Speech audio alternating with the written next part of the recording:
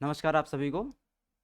जैसा कि आपको पता है कि हमारी जो लेक्चर सीरीज अभी वर्तमान में चल रही है, इसमें हमारा जो मध्य प्रदेश का यूनिवर्सिटी एक्ट है 1973 वाला, उसको हम कवर कर रहे हैं। मध्य प्रदेश यूनिवर्सिटी एक्ट से संबंधित एग्जैक्टली 1973 वाला जो हमारा एक्ट है, उससे संबंधित अभी तक हमारे 3 लेक्चर हो चुके हैं। ये चौथा लेक्चर है। हम मान के चल सकते हैं कि ये सेकेंड लास्ट लेक्चर है।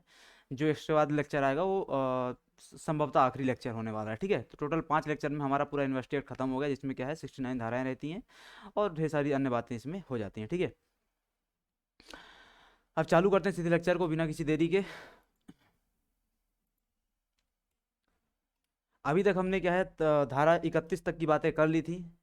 धारा 31 और अध्याय 4 तक की बातें। ठीक है, जो धारा आपकी 32वीं आती हो, वहां से क्या चालू हो जाता है, आपका अध्याय 5 चालू हो जाता है। वहां से हमको अपनी बातें प्रारंभ करनी है आज।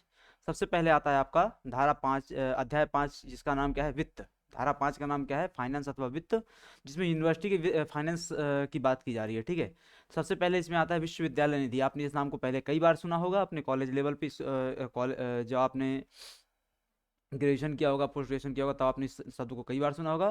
विश्वविद्यालय निधि क्या होती है, सबसे पहले आप पहले बात तो आपको ये याद रखना है, इसका मेंशन कहाँ है।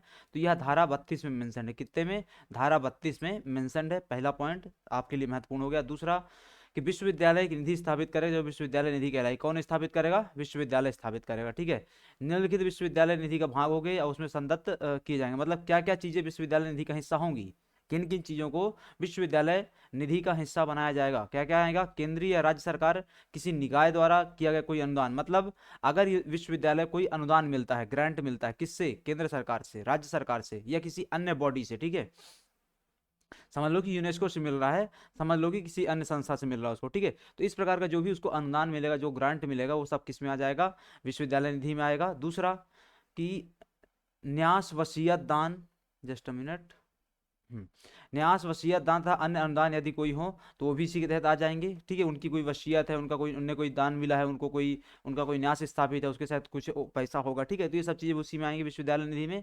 इसके अलावा समस्त स्रोतों से हुई निम्नलिखित से हुई विश्वविद्यालय की आय, जिसके अंतर्गत फीस तथा प्रभारों से क्या है, प्राप्त आय आती है। अगर गवर्नमेंट सॉरी विश्वविद्यालय आपसे जो फीस लेता है एग्जाम फॉर्म, वो भी क्या है, विश्वविद्यालय निधि का हिस्सा हो जाती है। ठीक है, इसके अलावा विश्वविद्यालय निधि कार्य परिषद के विवेकानुसार किसी भी अनुचित अनुसूचित बैंक में रखी जा सकती है। आपको आएगा पॉइंट कि विश्वविद्यालय निधि को रखा कहाँ जाएगा। ठीक है, तो विश्वविद्यालय निधि को कहाँ रखा जाएगा, आरबीआई एक्ट 1934 किसके तहत, आरबीआई एक्ट 1934 की अनुसूची 2, आरबीआई एक्ट 1934 के शेड्यूल सेकंड में मेंशन बैंक्स में रखा जाएगा, जिनको आप क्या कहते हैं, अनुसूचित बैंक कहते हैं। उन बैंकों में खाता खोला जाएगा और वहां पे क्या किया जाएगा, विश्वविद्यालय निधि को रखा जाएगा। ठीक है, और ये सब कार्य काम करेगा कौन, तो विश्वविद्यालय कार्य परिषद जो होती है वो काम करेगी। ठीक है, मेरे ख्याल से आपको धारा 32 क्लियर है। धारा 33 में चलते हैं, वो क्या बात करती है, उद्देश्य जिनके लिए विश्वविद्यालय क्या करेगा, निधि का उपयोजन करेगा। आपको धारा 33 में सिर्फ एक ही पॉइंट याद रखना है, वो क्या है कि किन किन उद्देश्यों के लिए धारा सॉरी विश्वविद्यालय निधि का प्रयोग किया जाएगा। बस इतना ही याद रखना है आपको, क्योंकि इसमें 50 प्रकार के उद्देश्य हैं, 50 प्रकार के कार्य हैं, उन सबको आपको डिटेल में याद करने की आवश्यकता नहीं है। एग्जाम परस्पेक्टिव से आपके लिए महत्वपूर्ण नहीं है वो। ठीक है, सिर्फ कितना याद रखना है आपको कि उद्देश्य जिनके लिए विश्वविद्यालय निधि का प्रयोग किया जाएगा, उपयोजन मतलब प्रयोग करना उस चीज का। ठीक है, तो ये कहाँ मेंशन है, धारा 33 में मेंशन है। नेक्स्ट आता है छठवां अध्याय। छठवां अध्याय में क्या बातें आती हैं, तो समन्वय समिति की बात की गई है। छठवां अध्याय, छठवां अध्याय में सबसे का नाम क्या है, समन्वय समिति। छठवें अध्याय का नाम क्या है, समन्वय समिति या केंद्रीय अध्ययन बोर्ड तथा परिनियमन अध्यादेश और विनियमन। ठीक है, तो आपको सिंपल सा अभी क्या याद रखना है, धारा सॉरी छठवें अध्याय का नाम क्या है, समन्वय समिति। अब हम समन्वय समिति के बारे में डिटेल में चर्चा करेंगे यहाँ पर धारा 34 में। ठीक है, धारा 34 के सब क्लॉज 1 में क्या बात की गई है, एक समन्वय समिति होगी। धारा 34 के सब क्लॉज 1 में क्या बात की गई है, एक समन्वय समिति होगी। इस समन्वय समिति में कौन कौन लोग हैं, ये लोग होंगे, ये यहाँ पे लिस्ट दी हुई है। आप अगेन इसमें डिटेल में बहुत ज्यादा नहीं जाएंगे, क्यों, क्योंकि हर जगह इसी प्रकार के सदस्य आपको मिल रहे होंगे। ठीक है, अगर कहीं कुछ स्पेशल मिलता है तो मैं आपको बता दूंगा। बाकी जितनी भी समितियां बन रही, जितने भी कार्य परिषद बन रहे हैं, बोर्ड बन रहे हैं, सब में इसी प्रकार के आपको सदस्य मिलेंगे। कंफ्यूज होने की आवश्यकता नहीं है। ठीक है, कुलाधिपति होगा, राज्यपाल, कुलपति होगा, कुल सचिव होगा, आयुक्त उच्च शिक्षा मध्य प्रदेश होगा, प्रमुख सचिव मध्य प्रदेश शासन वित्त विभाग, प्रमुख सचिव मध्य प्रदेश शासन विधि विभाग। क्यों, अभी मैंने आपको यहाँ से अलग से इसको इसको क्यों मेंशन किया है, समन्वय समिति के सदस्यों के बारे में मैंने चर्चा क्यों कर दी, क्यों, क्योंकि वित्त विभाग के मुख्य सचिव और विधि विभाग के मुख्य सचिव कहीं और देखने को नहीं मिलेंगे, सिर्फ कहाँ मिलेंगे, समन्वय समिति में ही देखने को मिलेंगे। इसके अलावा राज्यपाल का सचिव हो जाएगा और प्रमुख सचिव मध्य प्रदेश शासन उच्च शिक्षा विभाग का भी हो जाएगा। ठीक है, उच्च शिक्षा विभाग, आयुक्त उच्च शिक्षा मध्य प्रदेश, कुलाधिपति, कुलपति, कुलसचिव, विधि आयोग, विधि विभाग, वित्त विभाग और राज्यपाल का सचिव, इतने सदस्य होंगे इसमें, ठीक है। ये क्या होती है, समन्वय समिति धारा 34 के तहत गठित की जाती है। अब आता है धारा 34 सब क्लॉज 2। धारा 34 सब क्लॉज 2 में क्या आता है, कुलाधिपति समन्वय समिति का क्या होगा, अध्यक्ष होगा, और सचिव मध्य प्रदेश शासन उच्च शिक्षा विभाग उसका क्या होगा, प्रमुख सचिव होगा। ये जो कुलाधिपति यहाँ पे बनाया गया है वो क्या हो जाएगा, उसका अध्यक्ष हो जाएगा, ठीक है। और यहाँ पे क्या बात की, सचिव मध्य प्रदेश शासन उच्च शिक्षा विभाग, मतलब सचिव मध्य प्रदेश शासन उच्च शिक्षा विभाग जो आखिरी में दिया हुआ है, ये क्या हो जाएगा, इसका उसका प्रमुख सचिव अथवा सचिव हो जाएगा, ठीक है। तो इतनी बातें याद रखनी है। सबसे पहले क्या याद रख लिया आपने, उसका अध्यक्ष कौन होगा, समन्वय समिति का, राज्यपाल होगा, कुलाधिपति इसको बोलते हैं, कुलाधिपति समन्वय समिति का अध्यक्ष होगा। और दूसरा क्या बात हो गई कि जो सचिव मध्य प्रदेश शासन उच्च शिक्षा विभाग इसमें एज सदस्य शामिल है, वो क्या हो जाएगा, इसका प्रमुख सचिव हो जाएगा, किसका, समन्वय समिति का। अब आते हैं धारा 34 का। धारा 34 का में बात क्या की गई है, केंद्रीय अध्ययन बोर्ड बनाया जाएगा। क्या बनाया जाएगा, केंद्रीय अध्ययन बोर्ड बनाया जाएगा, जिसका जो का करेगा क्या, आधार पाठ्यक्रम के लिए या ऐसे अन्य विषय समूहों के लिए जिन्हें की कुलपति समन्वय समिति की सिफारिश पर अधिसूचित करे, केंद्रीय अध्ययन बोर्ड होंगे। मतलब जो बेसिक पाठ्यक्रम चल रहा है, फाउंडेशन कोर्सेज चल रहे हैं, उन सब के लिए क्या बनाया जाएगा, या अन्य विषयों के समूह के लिए क्या बनाया जाएगा, एक वो बनाया जाएगा, केंद्रीय अध्ययन बोर्ड बनाया जाएगा। किसके द्वारा बनाया जाएगा, समन्वय समिति की सिफारिशों कुलपति द्वारा, ठीक है। समन्वय समिति की सिफारिश पर कुलपति द्वारा केंद्रीय अध्ययन बोर्ड बनाया जाएगा, किसके लिए, फाउंडेशन कोर्सेज के लिए, आधार पाठ्यक्रमों के लिए या विषयों के समूह के लिए, ठीक है। ये बात कहाँ की गई, धारा 34 का में बात की गई, ठीक है। अच्छे से याद रखना है आपको। अब आते हैं परिनियम क्या होते हैं। यहाँ से कुछ आर्टिकल चालू होंगे जो आपको सिर्फ क्या याद रखने हैं, सिर्फ नाम के तौर पर याद रखने हैं, उनको बहुत ज़्यादा वो नहीं देनी है, महत्ता नहीं देनी, ठीक है। आपको सिर्फ ये याद रखना है कि ये कहाँ किस आर्टिकल में मैंशनड है। सबसे पहले आता है धारा 35। धारा 35 में क्या है कि इस अधिनियम के उपबंधों के अध्ययनहीन रहते हुए परिनियमों समस्त विषयों या उनमें से किसी भी विषय के लिए उपबंध हो सकेंगे, पहली बात, ठीक है। मतलब अधिनियम के उपबंध के अध्ययनहीन रहते हुए परिनियमों समस्त विषयों या उनमें से किसी भी विषय के लिए उपबंध हो सकेंगे, मतलब इस अधिनियम में जितनी भी चीजें मेंशनड है उनमें से किसी के लिए भी कुछ भी क्या किया जा सकता है, उपबंध बनाया जा सकता है, परिनियम बनाए जा सकते हैं। ये बात कहाँ लिखी गई है, धारा 35 में लिखी गई है, ठीक है। 35। दूसरा आता है अगला 36 कि परिनियम किस प्रकार बनाए जाएंगे, परिनियम समन्वय समिति द्वारा बनाए जाएंगे, ठीक है। परिनियम क्या कैसे बनाए जाएंगे, ठीक है, ये लाइन रिपीटेशन में है। परिनियम कौन बनाएगा, समन्वय समिति बनाएगी, आपको इतना याद रखना है, ठीक बस है। तो 35 में क्या हो गया, परिनियम बनेंगे। परिनियम किन चीज़ों के लिए बनेंगे, जो उसमें चीज़ें अधिनियम में उपबंध पहले से मेंशन है उनके लिए बनेंगे। कौन बनाएगा, समन्वय समिति बनाएगी, ठीक है। ये हो गया। अब आते हैं अध्यादेश क्या होता है। अध्यादेश जैसे आपने संविधान में पढ़ा हुआ है राष्ट्रपति और राज्यपाल के लिए, वैसी अध्यादेश यहाँ पे बात की जा रही है। इस अधिनियम तथा परिनियमों के उपबंधों के अधीन रहते हुए अध्यादेशों में निम्नलिखित समस्त विषयों में उनमें से किसी एक विषय के लिए उपबंध किए जा सकते हैं। देखो पहला पॉइंट तो क्या याद रखना है आपको, अध्यादेश कहाँ मेंशनड है, धारा 37 में मेंशनड है। कहाँ, धारा 37 में मेंशनड है, पहला पॉइंट होगा। दूसरा पॉइंट क्या याद रखना है कि अध्यादेश निकलेगा किन चीज़ों के लिए, ठीक है। तो देखो जो चीज़ें पहले से संविधान उसमें कानून में मेंशन 1973 वाले एक्ट में मेंशन है, सिर्फ उन्हीं चीज़ों के लिए निकलेगा। लेकिन उनमें से कुछ चीज़ों को क्या किया गया, स्पेसिफाई किया गया। जैसे महाविद्यालयों, अध्यापन विभागों, प्राध्ययन केंद्रों और प्रयोगशालाओं में विद्यार्थियों का प्रवेश और फीस का उद्ग्रहण है उनका नामांकन करने के लिए। मतलब बच्चों का नामांकन करना है, रजिस्ट्रेशन करना है, उनकी फीस आदि के संबंध में कोई भी बात हो रही है तो उसके लिए अध्यादेश निकाला जा सकता है। दूसरा, उपाधियां, उपाधि पत्र, प्रमाण पत्र, विद्या संबंधी अन्य विशेषताएं, उनके लिए अर्हताएं तय करने के लिए अध्यादेश निकल सकता है। उपाधियों, उपाधि पत्रों, प्रमाण पत्रों को पहुंचने वाली परीक्षाओं के लिए अध्यादेश निकल सकता है, मतलब जो प्रवेश परीक्षाएं होती है ना उनके लिए। इसके अलावा विश्वविद्यालय में पाठ्यक्रमों हेतु विश्वविद्यालय की परीक्षाओं, उपाधियों तथा उपाधियों के लिए प्रवेश देने तो प्रभावित की जाने वाली फीस, मतलब प्रवेश परीक्षाओं के लिए जो फीस तय होती है उसके लिए अध्यादेश निकल सकता है।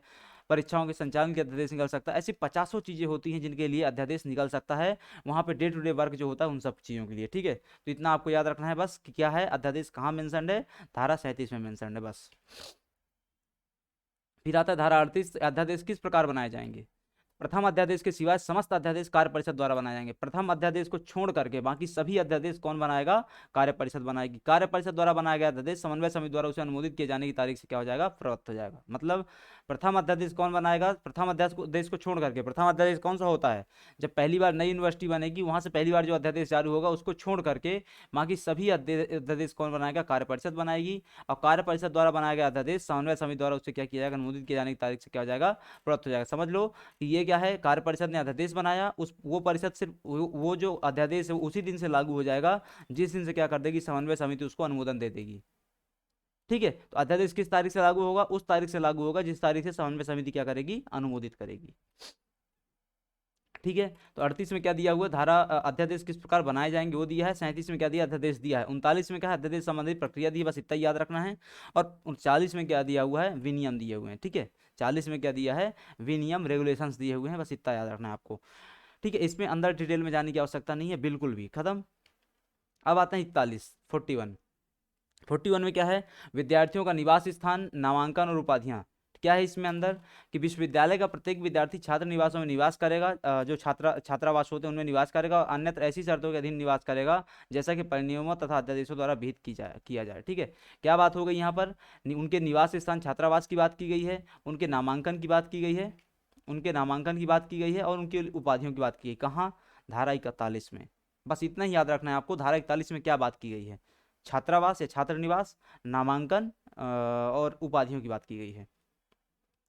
अब आते हैं धारा 42 में, स्पेशली क्या आ जाता है आपका, छात्र निवास आ जाता है। ठीक है, छात्र निवास के तहत क्या है, तो विश्वविद्यालय द्वारा संधारित छात्र निवासों से भिन्न छात्र निवास ऐसे होंगे जिन्हें की कार्य परिषद द्वारा ऐसी साधारण या विशेष शर्तों पर जैसा कि अध्यादेशों द्वारा विहित की जाए मान्यता दी गई। मतलब ऐसी जगहों पे उनका निवास होगा जहाँ पे क्या किया जा रहा है, कार्य परिषद द्वारा मान्यता प्रदान की जा रही है, वो सभी चीजें क्या कहला जाएंगी, छात्रावास अथवा छात्र निवास कहला जाएंगी। दूसरा, कि छात्र निवासों के प्रतिपालक, प्रतिपालक मतलब क्या होता है, वार्डन होता है। जो हॉस्टल में वार्डन रहता है ना, हॉस्टल में क्या रहता है, वार्डन रहता है। तो प्रतिपालक तथा अधीक्षण कर्मचारी वृंद की नियुक्ति परिनियमों द्वारा विहित की गई रीति से की जाएगी। ठीक है, अब होता है पहला, धारा 41 में क्या मेंशन हो गया, निवास स्थान, नामांकन, उपाधियां। धारा 41 याद होगी आपको। धारा 42 में क्या मेंशन है, छात्र निवास मेंशन है। सबसे पहले बताया गया छात्र निवास क्या होगा, तो छात्र निवास वो होगा जिसको कार्य परिषद द्वारा क्या की गई हो, उस प्रकार से माना गया, उस प्रकार से उसको मान्यता प्रदान की गई है। दूसरा, कि उसमें क्या बातें होंगी, तो उसमें एक वार्डन होगा, प्रतिपालक होगा, अधीक्षण कर्मचारी वृंद होंगे, और उनकी नियुक्ति कैसे होगी, परिनियमों के माध्यम से होगी। मतलब उसी समय जो रेगुलेशन जारी किए जाएंगे उन्हीं के माध्यम से क्या किया जाएगा, उनकी नियुक्ति कर दी जाएगी। अब आता है धारा 43। धारा 43 में क्या है, विश्वविद्यालय पाठ्यक्रमों के लिए प्रवेश। विश्वविद्यालय पाठ्यक्रमों के लिए प्रवेश कैसे होगा, तो विद्यार्थी उपाधि संबंधी पाठ्यक्रम में प्रवेश पाने के लिए, देखो अभी इन सब चीजों में जाने की आवश्यकता नहीं है आपको, बेसिक समझ लो बस हो गया। ठीक है, जैसे अभी यहाँ पे क्या याद रखना है आपको, सिर्फ 43 में क्या याद रखना है, विश्वविद्यालय पाठ्यक्रमों के लिए प्रवेश, बस इतना याद रखना है। अब इसके अंदर की बात क्या है, भाई आपको पता है इसके अंदर की बात, भाई आपकी आज की तारीख में बात करता हूँ कि आपको अगर ग्रेजुएशन में एडमिशन लेना है, ठीक है, मान लो आपको बीएससी या बीकॉम में एडमिशन लेना है, ठीक है, तो बीएससी बीकॉम में एडमिशन लेने के लिए क्या करना पड़ेगा, आपको 12वीं पास होना पड़ेगा। तो वही बात यहाँ पे लिखी गई है, क्या लिखा गया है, कि विद्यार्थी उपाधि संबंधी पाठ्यक्रम में प्रवेश पाने तक तब तक पात्र नहीं होंगे जब तक उनके पास मध्य प्रदेश माध्यमिक शिक्षा अधिनियम 1965, मतलब MPBSE, Madhya Pradesh board of secondary education, Madhya Pradesh माध्यमिक शिक्षा अधिनियम 1965 के तहत जब तक आपके पास क्या आ जाए, अंतिम परीक्षा परिणाम ना आ जाए, अथवा उसके समतुल्य कोई परीक्षा परिणाम ना आ जाए, या आपने परीक्षा उत्तीर्ण ना कर ली हो, तब तक आप वहां पे प्रवेश नहीं ले सकते हैं। ये बात कहाँ लिखी गई है, धारा 43 में लिखी गई। ठीक है, धारा 44 क्या आता है, परीक्षकों तथा अनुसीमकों मतलब मॉडरेटर्स की नियुक्ति। मतलब जब आप परीक्षा देते हैं वहाँ परीक्षक की नियुक्ति की जाती है, तो परीक्षक अथवा मॉडरेटर की जो नियुक्ति होती है वो कैसे होगी, तो परिनियमों के उपबंधों के अधीन रहते हुए समस्त परीक्षक तथा परीक्षा के प्रश्नों के अनुसीमक तथा मॉडरेटर कुलपति द्वारा नियुक्त किए जाएंगे। बिल्कुल अच्छे से याद रखना है आपको, कि जो मॉडरेटर्स होते हैं, जो परीक्षक होते हैं, उन सब की नियुक्ति कौन करता है, कुलपति करता है। ठीक है, आपने कई बार देखा होगा, कोई बड़ा एग्जाम होता है, ठीक है, आपकी यूनिवर्सिटी में graduation graduation post graduation level का, तो वहाँ पे एक लिस्ट निकलती है मॉडरेटर्स की या परीक्षकों की। ठीक है, उसमें नीचे साइन किसके होते हैं, कुलपति के साइन होते हैं। दैट मीन्स कि कुलपति ने उनको क्या किया है, अपॉइंट किया है। ठीक है, नेक्स्ट क्वेश्चन है 45, महाविद्यालयों में निरीक्षण, महाविद्यालयों का निरीक्षण एवं रिपोर्ट। तो प्रत्येक महाविद्यालय ऐसी रिपोर्ट, विवरणियां तथा अन्य जानकारी देगा जैसा कि कार्य परिषद विद्या परिषद की राय अभिप्राप्त करने के पश्चात महाविद्यालय या संस्था की रक्षा का निर्णय कर सकने के लिए क्या कर सके, अपेक्षित करे। ठीक है, तो महाविद्यालय निरीक्षण रिपोर्ट क्या होगा, महाविद्यालय की रिपोर्ट आएगी, निरीक्षण रिपोर्ट आएगी, कौन तैयार करेगा, जैसा कि कार्य परिषद या विद्या परिषद की राय प्राप्त के पश्चात महाविद्यालय संस्था की दस्ता निर्णय कर सकने के लिए क्या हो सकेगा, अपेक्षित हो सकेगा। आपको यहाँ पर सिर्फ कितना याद रखना है, कि महाविद्यालयों के निरीक्षण रिपोर्टों का वर्णन कहाँ किया गया है, धारा 45 में किया गया है। That's it. ठीक है, उसके बाद आता है रजिस्ट्रीकृत स्नातक कौन होंगे, मतलब पंजीकृत, रजिस्ट्रीकृत को क्या बोल सकते हैं आप, पंजीकृत, पंजीकृत ग्रेजुएट्स अथवा स्नातक कौन होंगे। ठीक है, रजिस्टर्ड ग्रेजुएट्स कौन होंगे, तो व्यक्ति ऐसे फीस का संदाय करने पर जैसे कि परिनियमों द्वारा विहित की जाए रजिस्ट्रीकृत स्नातकों के रजिस्टर में, जो कि ऐसे प्रारूप में रखा जाएगा जैसा कि परिनियमों द्वारा विहित किया जाए। मतलब सिंपल से समझो ना, कि एक रजिस्टर बना हुआ है आपके कॉलेज का अथवा यूनिवर्सिटी का, जब आप फीस जमा कर देते हैं तो इस रजिस्टर में आपको क्या कर दिया जाता है, नाम लिख दिया जाता है। ये रजिस्टर क्या है, एक तरीके से स्नातकों के पंजीकरण का क्या है, एक सूची है। इस रजिस्टर में क्या है, स्नातकों के पंजीकरण की सूची है। इसमें तभी आपका नाम लिखा जाएगा जब आप क्या कर देंगे, फीस आदि जमा कर देंगे, डॉक्यूमेंट जमा कर देंगे, ठीक है। तो ये क्या हो जाता है, राष्ट्रीयकृत स्नातक कहलाता है। इसके बाद आता है वार्षिक रिपोर्ट। देखो जैसे क्या होता है, विभिन्न संस्थान होते हैं, जैसे उदाहरण के लिए मान लो कि ह्यूमन राइट कमीशन है, ओबीसी है, एससी कमीशन, एसटी कमीशन, सबको अपनी रिपोर्ट जमा करनी होती है। वैसी ही रिपोर्ट किसको भी जमा करनी होती है, विश्वविद्यालय को जमा करनी होती है। कैसे, तो विश्वविद्यालय की वार्षिक रिपोर्ट कार्य परिषद के अधीन तैयार की जाती है। विश्वविद्यालय की वार्षिक रिपोर्ट तैयार कौन करता है, कार्य परिषद तैयार करता है। पहली बात तो आपके लिए क्वेश्चन यही हो गया, विश्वविद्यालय की वार्षिक रिपोर्ट कौन तैयार करेगा, कार्य परिषद तैयार करेगी, और सभा को ऐसी तारीख या उसके पूर्व भेजी जाएगी। मतलब अब कार्य परिषद ने, समझो इसको, एक कार्य परिषद है, उसने क्या कर दिया, रिपोर्ट तैयार करी, और कार्य परिषद रिपोर्ट किसको भेज देगा, सभा को भेज देगा। किसको भेजेगा, सभा को भेजेगा, ठीक है। और सभा क्या करेगा, सभा द्वारा अपने वार्षिक सम्मेलन में इस पर विचार किया, फिर सभा उस पर क्या करेगी, विचार करेगी, और सभा फाइनली इसको उसको क्या कर देगी, पारित करेगी। सभा उसको क्या करेगी, पारित करेगी, और फाइनली उसे कार्य परिषद को संसूचित कर देगी। क्या हुआ, एक मिनट, क्या हुआ, वार्षिक रिपोर्ट में सभा ने रिपोर्ट, सॉरी, कार्य परिषद ने रिपोर्ट तैयार करी, सभा को भेजी, सभा ने उसको क्या किया, विचार किया, फिर उसको पारित किया, और वापस इसको संशोधित कर दिया, कार्य परिषद को संशोधित कर दिया इस बारे में, ठीक है। ये क्या होता है, वार्षिक रिपोर्ट। अब आता है लेखाओं की संपरीक्षा, ठीक है, जो ऑडिट्स आते हैं।